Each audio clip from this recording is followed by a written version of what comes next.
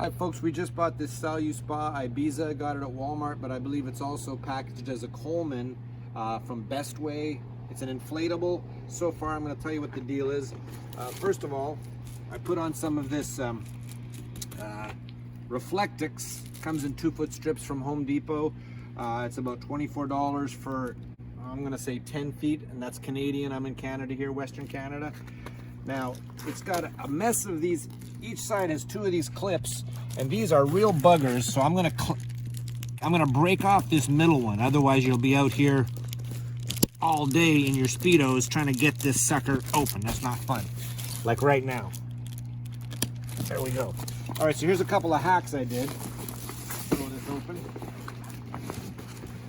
So it's strictly inflatable. There's no foam, there's no nothing there. So I got these again, Home Depot. They're about 10 bucks a piece for an 8-foot slab. 1 inch only, because I wanted to just mess with them and put them in double so they fit. Owens Corning, whatever. These are nice, they float, so it serves 2 purposes. It keeps extra heat in, because there's nothing but air in that lid. You can take a look at that lid there. It's inflatable also. But also, the foam holds the lid up, so it's less of a valley for snow and whatnot to form in there.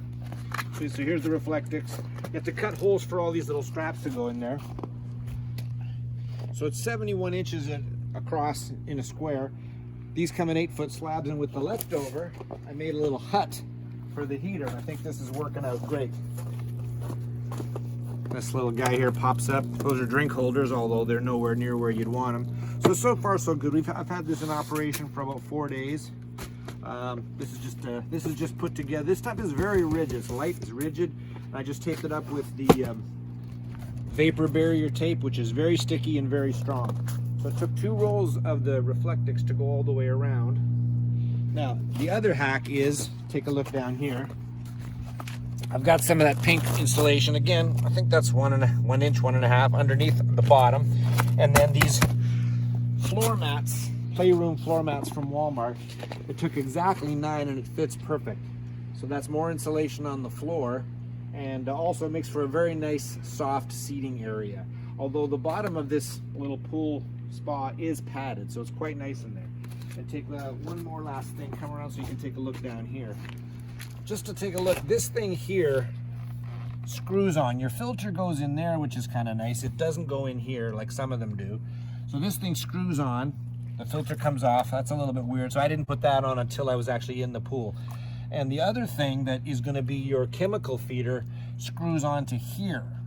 I added some stuff manually at first, but there's another little feeder that screws onto there.